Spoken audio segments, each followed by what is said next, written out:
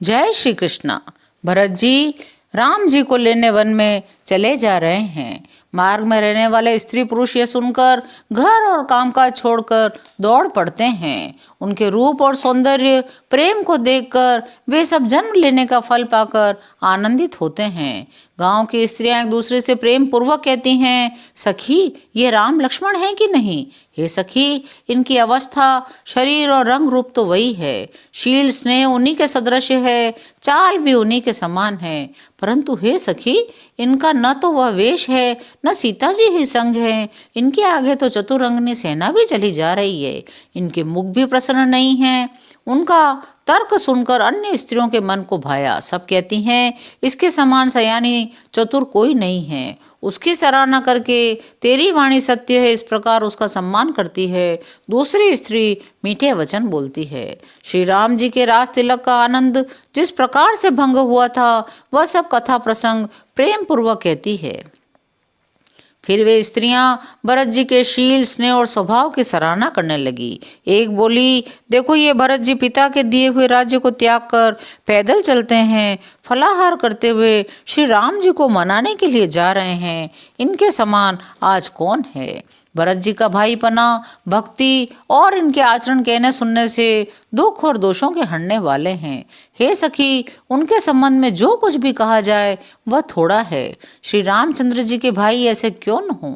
छोटे भाई शत्रुघ्न सहित भरत जी को देखकर हम सब भी आज धन्य हो गई हैं।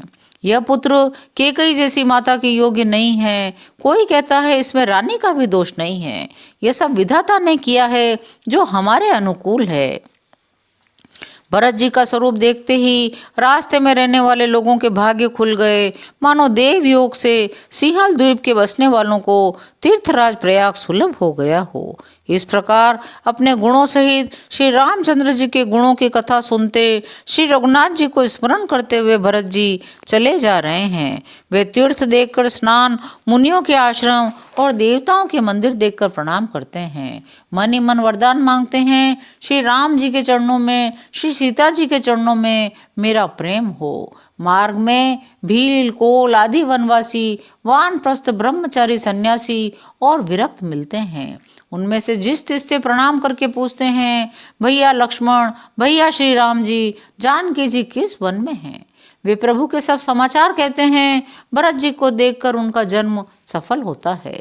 जो लोग कहते हैं हमने उनको कुशल पूर्वक देखा है, उनको ये श्री राम लक्ष्मण के समान ही प्यारे मानते हैं। इस प्रकार सबसे सुंदर वाणी से पूछते श्री राम जी के वनवास की कहानी सुनते जाते हैं। उस दिन वहीं ठहरकर दूसरे दिन प्रातःकाल रघुनाथ जी का स्मरण करके चले। साथ में सब लोगों को भी भरत जी के समान ही श्री राम के दर्शनों की लालसा लगी हुई है। सबको मंगल सूचक शकुन हो रहे हैं। सुख देने वाले पुरुषों के दाहिने और स्त्रियों के बाएं नेत्र और भुजाएं फड़क रही है। समाज सहित भरत जी को उत्साह हो रहा है कि श्री राम जी मिलेंगे और दुख का दाह मिट जाएगा। जिसके जी में जैसा है वह वैसा ही मनोरथ करता है। सब स्नेह रूपी मदिरा से छके हुए चले जा रहे हैं। अंग शिथिल हैं, पैर डगमगा रहे हैं, प्रेमवश विहल वचन बोल रहे हैं। राम सखा निषाद राज ने उसी समय स्वाभाविक ही सुहावना पर्वत शिरोमणि कामदगिरि दिखलाया, जिसके निकट ही पयस्वनी नदी के तट पर सीता जी समेत दोनों भाई निवास करते हैं। सब लोग उस पर्वत को देखकर जानकी जीवन श्री रामचंद्र जी की जय हो ऐसा कहकर दंडवत प्रणाम करते हैं। राज समाज प्रेम में ऐसा मगन है मानो श्री रघुनाथ जी अयोध्या को लौट चले हों।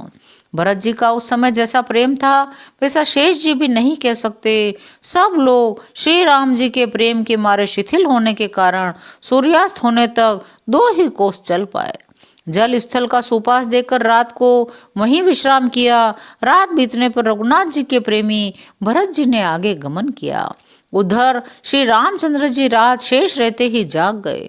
रात को सीता जी ने ऐसा स्वप्न देखा मानो समाज सहित भरत जी यहाँ आए हैं। प्रभु के वियोग की अग्नि से उनका शरीर संतप्त है। सभी लोग मन में उदास, दीन और दुखी हैं।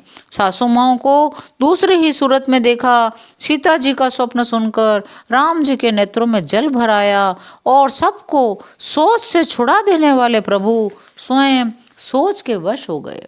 बोले, लक्ष्मण, यह स्वप्न अच्छा नहीं है, कोई भीषण कुसमाचार सुनावेगा। ऐसा कहकर उन्होंने भाई सहित स्नान किया, त्रिपुरारी महादेव जी का पूजन करके साधुओं का सम्मान किया। देवताओं का सम्मान और मुनियों की वंदना करके श्री रामचंद्र जी बैठ गए।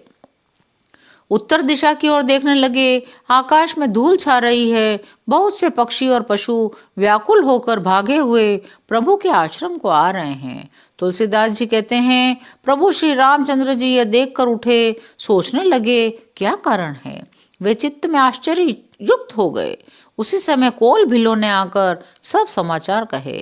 तुलसीदास जी कहते हैं, सुंदर मंगल वचन सुनते ही श्री राम जी के मन में बड़ा आनंद हुआ। शरीर में पुलकावली छा गई। शरद ऋतु के कमल के समान नेत्र प्रेमाश्रुओं से भर गए। सीतापति श्री राम जी पुनः सोच के वश हो गए। भरत के आने का क्या कारण है? उनके साथ बड़ी भारी चतुरंगनी सेना भी है। राम जी को अत्यंत सोच हुआ। इधर तो पिता के वचन, इधर भाई भरत जी का संकोच। भरत जी के स्वभाव को मन में समझकर प्रभु श्री राम जी चित्त को ठहराने के लिए कोई स्थान नहीं पाते। तब ये जानकर समाधान हो गया, भरत जी साधु और सयाने हैं, मेरे कहने में आज्ञाकारी हैं। लक्ष्मण जी ने देखा प्रभु श्री राम जी के हृदय में चिंता है, तो वे समय के अनुसार अपना नीति युक्त विचार कहने लगे। हे स्वामी, आपके बिना ही पूछे मैं कुछ कहता हूँ। सेवक समय पर डिटाई करने से डीठ नहीं समझा जाता। हे स्वामी, आप सर्वज्ञों में शिरोमणि हैं। मैं सेवक तो अपनी समझ की बात कहता हूँ। आप परम सूरत, सरल हृदय, शील और स्नेह के भंडार हैं। आपका सभी पर प्रेम और विश्वास है। अपने हृदय में सबको अपने ही समान जानते हैं, परंतु मूढ़ विषयी जीव प्रभुता पाकर मोहवश अपने असली स्वरूप को प्रकट कर देते हैं। भक्त भरत नीतिपरायण, साधु और चतुर हैं। आपके चरणों में उनका प्रेम भी है, इस बात को सारा जगत जानता है। वे भरत भी आज श्री राम जी का पद सिंहासन पाकर धर्म की मर्यादा को मिटाकर चले हैं। कुटिल खोटे भाई भरत को समय देखकर यह जानकर कि राम जी वनवास में अकेले हैं, अपने मन में बुरा विचार करके समाज जोड़कर राज्य को निष्कंटक करने के लिए यहाँ आए हैं। अनेकों प्रकार की कुटिलता रचकर सेना बटोरकर दोनों भाई आए हैं। यदि इनके हृदय में कपट और कुचाल न होती तो रथ घोड़े हाथियों की कतार क्यों लाते? यह किसे सुहाती? भरत को व्यर्थ कौन दोष दे? राजपद पा जाने पर सारा जगत ही पागल मतवाला हो जाता है। चंद्रमा गुरु पत्नीगामी हुआ। राजा नहुष ब्राह्मणों की पालकी पर चला। राजा वैन के समान नीच तो कोई नहीं होगा जो लोक और वेद दोनों से विमुख हो गया। सहस्त्रबाहु, देवराज इंद्र और त्रिशंकु आदि किसको राजमत ने कलंक नहीं दिया। भरत ने यह उचित उपाय किया, क्योंकि शत्रु और ऋण को कभी जरा भी शेष नहीं रखना चाहिए। हाँ, भरत ने एक बात अच्छी नहीं की, जो आपको असहाय जानकर उनका निरादर किया। पर आज संग्राम में आपका क्रोधपूर्ण मुख देखकर यह बात भी उनकी समझ में आ जाएगी। इतना कहते ही लक्ष्मण जी नीति रस भूल गए। युद्ध रस रूपी वृक्ष पुलकावली के बहाने से फूल उठे। नीति की बात कहते कहते ही उनके शरीर में वीर रस छा गया। वे प्रभु श्री रामचंद्र जी के चरणों की वंदना करके चरण रज को सिर पर रखकर सच्चा और स्वाभाविक बल कहते हुए बोले, हे नाथ, मेरा कहना अनुचित न मानिएगा। भरत ने हमें कम नहीं प्रचारा है, हमारे साथ कम छेड़छाड़ नहीं की है। आखिर कहाँ तक सहा जाए, मन मारे रहा जाए। जब स्वामी हमारे साथ हैं, धनुष हमारे हाथ में है, क्षत्रिय जाति रघुकुल में जन्म, फिर मैं श्री राम जी का सेवक, यह सारा जगत जानता है। धूल के समान नीच कौन है, परंतु वह भी लात मारने पर सिर ही चढ़ती है। आज की कथा यहीं विराम लेती है। शेष अगले अंकों में। जय श्री राम।